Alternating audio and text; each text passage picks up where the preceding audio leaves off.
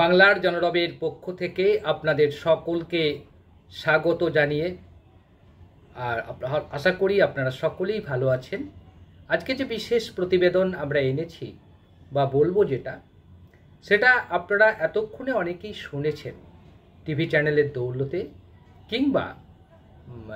কিংবা বলা যেতে পারে আবার ইউটিউব চ্যানেলের দৌলতে আপনারা দেখে নিতে পারেন ইউটিউবে। কিন্তু নানা কারণে আমরা সেই বক্তব্যগুলো ক্লিপিং এখানে আনতে পারিনি বা ক্লিপিং দেখাতে পারবো না, সেটা আপনাদের কাছে আমরা ক্ষমা চেয়ে নিচ্ছি।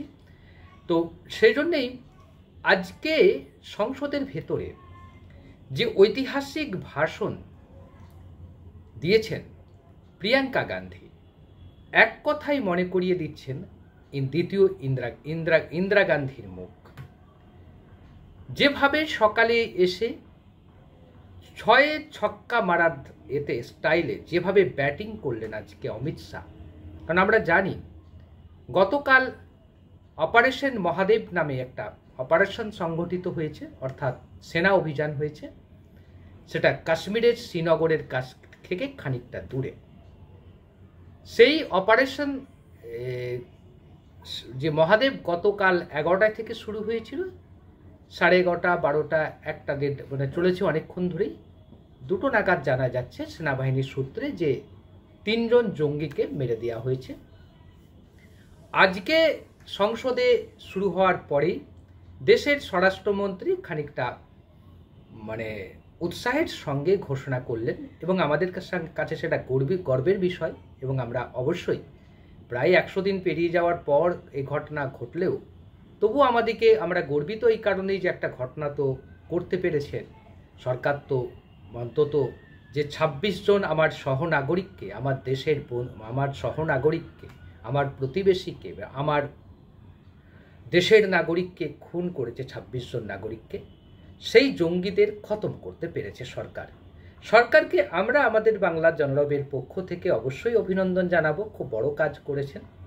কিন্তু পার্লামেন্টে যখন সংসদে দাঁড়িয়ে যখন অমিত শাহ কথাটা বললেন, তখন স্বাভাবিকভাবে নয়, হঠাৎই দেখলাম প্রশ্নটা করলেন সমাজবাদী পার্টির নেতা অখিলেশ যাদব, যে অপারেশন মহাদেব গতকালই কেন হলো, অর্থাৎ যেদিন সংসদে অপারেশন সিন্দুর নিয়ে আলোচনা চলছে সেদিনই কেন এটা হলো। অখিলেশ যাদবের এই বক্তব্যে খানিকটা বিরক্ত এবং ক্রুদ্ধ হয়ে ওঠেন দেশের স্বরাষ্ট্রমন্ত্রী অমিত শাহ। তিনি বলেন, আপনার সঙ্গে কি পাকিস্তানের কথা হয়েছিল, এরকম বললেন অখিলেশ যাদবকে। তারপর অখিলেশ যাদবকে আরেকটা মারাত্মক বিষয় বললেন যে যারা মারা গেছে তাদের মারা যাওয়ার জন্য কি আপনি দুঃখ প্রকাশ করছেন? মানে যে নামগুলো মারা গেছে সে নামগুলো অধিকাংশই 3 জনই মুসলিম নাম, সেই জন্যে অখিলেশ যাদব নাকি দুঃখ প্রকাশ করছে। অখিলেশ যাদবের মধ্যে শোক এসে গেছে, বিরোধীদের মধ্যে একটা শোকাচ্ছন্ন পরিবেশ তৈরি হয়েছে। অখিলেশ যাদব তারপরে বক্তব্য রেখেছেন, তিনি নানা ভাষায় নানা অভিধানে এবং বলেছেন যে আমি এটা মানি না। এটা অখিলেশ যাদব পার্লামেন্টে দাঁড়িয়ে তিনি সংসদের একজন সদস্য হিসাবে তিনি যা বলেছেন সেই বলার সঙ্গে আমাদের কোনো মতামত নেই। তিনি যা বলেছেন সে কথাটা আমরা যাচ্ছি না। আমরা আজকে আলোচনার মধ্যে আনব প্রিয়াঙ্কা গান্ধী কি বলেছেন। প্রিয়াঙ্কা গান্ধী যে ভাষায় যেভাবে সরকারকে ঘিরে ধরল, প্রশ্নবাণে জর্জরিত করল, তার একটি প্রশ্নের উত্তর কিন্তু দিতে পারেননি আজকে অমিত শাহ। গতকাল যে প্রশ্নগুলো কংগ্রেসের সহ বিরোধী দলনেতা অর্থাৎ রাহুল গান্ধীর পরে যার স্থান গৌরব গগৈ যে প্রশ্নগুলো করেছিলেন প্রতিরক্ষা মন্ত্রী রাজনাথ সিংকে এবং স্বরাষ্ট্রমন্ত্রী অমিত শাহকে, যে নিরাপত্তা যে বিঘ্নিত হয়েছে, নিরাপত্তা যে প্রশ্নের মুখে দাঁড়িয়েছে, এই প্রশ্নগুলো যখন গতকাল করা হয়েছিল সেই প্রশ্নের উত্তর কিন্তু আজকে অমিত শাহ দেননি। সেখান থেকেই শুরু করেছেন আমাদের প্রিয়াঙ্কা গান্ধী। প্রিয়াঙ্কা গান্ধী বুঝিয়ে দিয়েছেন, প্রত্যেকটা পদক্ষেপে বুঝিয়ে দিয়েছেন যে তিনি এদেশের রাজনীতিতে এসেছেন হেরে যাওয়ার জন্য নয়। তার মধ্যে ইন্দিরার যে প্রতিচ্ছবি, ইন্দিরার যে উদ্দাত কণ্ঠ, সেটা তার মধ্যে আছে। তার মধ্যে যে ঐতিহ্য আছে, তার মধ্যে যে বলিষ্ঠতা আছে সেই বলিষ্ঠতা কিন্তু শাসক দলের নেই।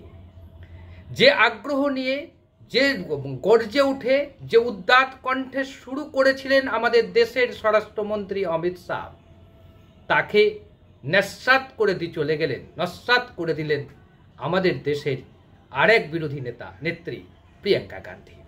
তিনি যা বললেন, তিনি শুরু করলেন বৈষ্ণব দিয়ে, তিনি শুরু করলেন সেই এক স্বামীহারা স্ত্রীর কান্না দিয়ে। স্বামীহারা স্ত্রী বলছেন যে আমরা 1 ঘন্টা ধরে জঙ্গিরা তাণ্ডব চালালো, আমাদেরকে কেউ নিরাপত্তা দেয়নি, একটা নিরাপত্তা রক্ষী ছিল না। বলেছেন আপনি অপারেশন সিন্দুর করুন আর আপনি অপারেশন মহাদেব করুন, যাই করুন না কেন আপনি এই প্রশ্ন থেকে যেতে পারবেন না, পালাতে পারবেন না, প্রিয়াঙ্কা গান্ধী বলছেন। প্রিয়াঙ্কা গান্ধীর দাবি, আপনি কোনোদিন এই প্রশ্ন থেকে যেতে, কি করে পেহেলগাঁয়ে ঢুকলো জঙ্গিরা, কি করে এই এতগুলো 26 জন নাগরিককে খুন করে বেরিয়ে গেল। প্রিয়াঙ্কা গান্ধীকে আক্রমণ করার জন্য, প্রিয়াঙ্কা গান্ধীকে শুনিয়ে, ইভেন গৌরব গগৈয়ের বক্তব্যকে নস্যাৎ করার জন্য একবারে পুরো সেই জওহরলাল নেহরু থেকে শুরু করে রাজীব গান্ধী পর্যন্ত টেনে নিয়ে এলেন। আর প্রিয়াঙ্কার জবাব দিলেন কিভাবে জানেন? প্রিয়াঙ্কা বললেন আপনি ইতিহাস শুনিয়ালেন, অনেক ইতিহাস শুনিয়েছেন, নেহেরু থেকে শুরু করে একবারে ইন্দিরা পেরিয়ে আমার মায়ের চোখের জল পর্যন্ত শুনিয়ে দিয়েছেন। আমার মায়ের চোখের যে অশ্রু সেটাও আপনি দেখিয়ে দিয়েছেন যে জঙ্গিদের কেমন করে জঙ্গি দমন করতে আমরা পারি।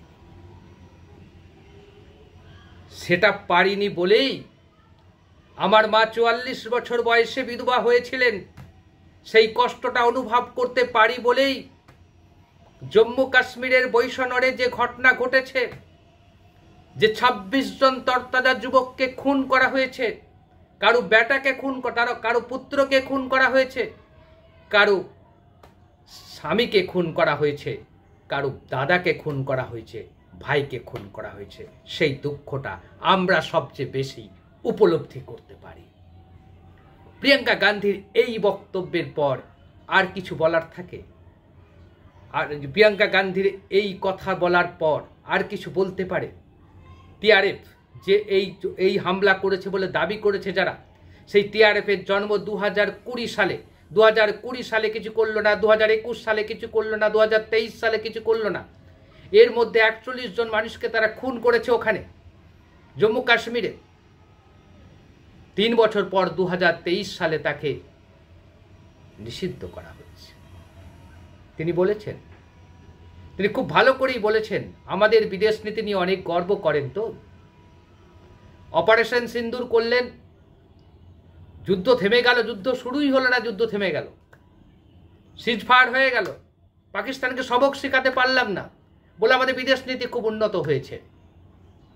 এরকমই বিদেশ নীতি উন্নত হয়েছে যিনি পাকিস্তানের সেনানায়ক, যার হাত রক্তে রঞ্জিত হয়ে আছে, সেই সেনানায়কের সঙ্গে, সেনাধ্যক্ষের সঙ্গে মার্কিন প্রেসিডেন্ট ডোনাল্ড ট্রাম্প ডিনার করছেন। এর চেয়ে বড় বিদেশ নীতি কি খারাপ হতে পারে? তিনি প্রশ্ন করেছেন যে আমরা পাকিস্তানকে বলছি জঙ্গি রাষ্ট্র, পাকিস্তান আমাদের এখানে লোক পাঠাচ্ছে, অত্যাচার করছে, আমাদের এখানে জঙ্গি হামলা চালাচ্ছে, তারপরেও আমরা তাকে সবক শেখাতে পারিনি। সবক তো দূরের কথা, আমাদের বিদেশ নীতিতে তাকে আটকাতে পারেনি। সে সন্ত্রাস বিরোধী জাতিসংঘের সংগঠন কমিটির সে অন্যতম সহসভাপতির পোস্ট পেয়ে গেছে। আমরা আটকাতে পারিনি, আমরা আটকাতে পারিনি তাকে। আমরা বলছি যে সে নাকি এসে আমাদের পায়ে ধরেছে, আমাদের কাছে আত্মসমর্পণ করেছে, আমাদেরকে বলেছে যুদ্ধ থামাও। কেন থামালেন? কেন স্মরণ দিলেন? কেউ থামাতে বলেছিল? এই দেশের প্রত্যেকটা নাগরিক তো আপনাদের সঙ্গে ছিল, কেন তাকে সবক শেখালেন না? ইন্দিরার প্রসঙ্গ তুলে এনে বললেন, ইন্দিরা গান্ধীর বিরুদ্ধে আপনারা বলছেন, ইন্দিরা গান্ধী আমেরিকার রক্তচক্ষুকে উপেক্ষা করে সবক শিখিয়ে দিয়েছিলেন পাকিস্তানকে দু টুকরো করে দিয়েছিল, সে দেশকে একটা অন্য দেশের জন্ম দিয়েছিলেন। আর সন্ত্রাস বিরোধী বিরোধিতায় ভারত সরকার অর্থাৎ কংগ্রেস সরকারের ভূমিকা, মনমোহন সরকারের ভূমিকা। মুম্বাই হামলার সময় মহারাষ্ট্রের মুখ্যমন্ত্রী পদত্যাগ করেছিলেন। মহারাষ্ট্রের মুখ্যমন্ত্রীর পদ থেকে সাথে সাথে দেশের স্বরাষ্ট্রমন্ত্রী পদত্যাগ করেছিলেন। আপনারা কেউ পদত্যাগ করেছেন? কেউ পদত্যাগ করেছেন? আইবির প্রধান পদত্যাগ করেছেন? প্রশ্ন প্রিয়াঙ্কা গান্ধীর। আইবির প্রধান পদত্যাগ করেছেন? করেননি। আপনারা আমাদের দেশের স্বরাষ্ট্রমন্ত্রীর পদত্যাগ করেছেন? করেননি। তিনি প্রশ্ন করেছেন, অপারেশন সিন্দুরের সাফল্য নরেন্দ্র মোদী নিচ্ছেন, তিনি ঘুরে বেড়াচ্ছেন অপারেশন সিন্দুরের। যে সাফল্য আমার সেনাবাহিনীর, সেই সাফল্য নরেন্দ্র মোদী নিচ্ছেন। উত্তর দিতে গিয়ে সঙ্গে সঙ্গে কটাক্ষ করে, হ্যাঁ নরেন্দ্র মোদী তো নেবেই, নরেন্দ্র মোদী তো জব্দ করে দিয়েছে, বিরোধীরা মানে বিজেপির লোকেরা বলছেন প্রিয়াঙ্কা গান্ধীকে লক্ষ্য করে। প্রিয়াঙ্কা গান্ধী তখন বলছেন, হ্যাঁ অবশ্যই দুবেজি নেবে, কেন নেবেন না, নেওয়া তো উচিত, কারণ প্রধানমন্ত্রী নরেন্দ্র মোদীর নেতৃত্বে এটা হয়েছে, অবশ্যই নেওয়া উচিত। কিন্তু সেই সঙ্গে সঙ্গে ব্যর্থতাটা দায়টা কে নেবে? পাহেলগাঁয়ে কি করে ঢুকলো আতঙ্কবাদীরা, তার জিম্মাদারিটা কে নেবে, তার দায়িত্বটা কে নেবে? এ প্রশ্নের উত্তরে সমগ্র সংসদ ভবন চুপ করে গেল। শেষে একটা কথাই বললেন, আমরা বৈষ্ণরের 26-25 জন ভারতীয়কে নিরাপত্তা দিতে পারিনি। যতই আমরা অপারেশন সিঁদুর করি, যতই আমরা অপারেশন মহাদেব করি, এই ইতিহাস কোনোদিন ভুলবে না মানুষ, এই ইতিহাস ভুলতে পারে না। প্রিয়াঙ্কা গান্ধী দেখিয়ে দিলেন দেশের রাজনেতাকে, দেশের সরকারকে কিভাবে চমকে দিতে হয়, দেশের সরকারকে কিভাবে নাস্তানাবুদ করতে হয়, সংসদের ভিতরে প্রমাণ করলেন। হয়তো নরেন্দ্র মোদী অনেক কথা বলবেন, উড়িয়ে দেবেন বিরোধীদের এই সব দাবিগুলোকে, এ কথা আপনারা মনেই রাখবেন। প্রিয়াঙ্কা গান্ধী যে বক্তব্য দিয়ে গেলেন, ইতিহাস একদিন তাকে স্মরণ করবে, ইতিহাস তাকে মনে রাখবে, ইতিহাসে প্রিয়াঙ্কা গান্ধীর নাম স্বর্ণাক্ষরে লেখা থাকবে। আপনারা কি ভাবছেন? আপনাদের মতামতের প্রত্যাশায় রইলাম। আজ এই পর্যন্ত, আবারও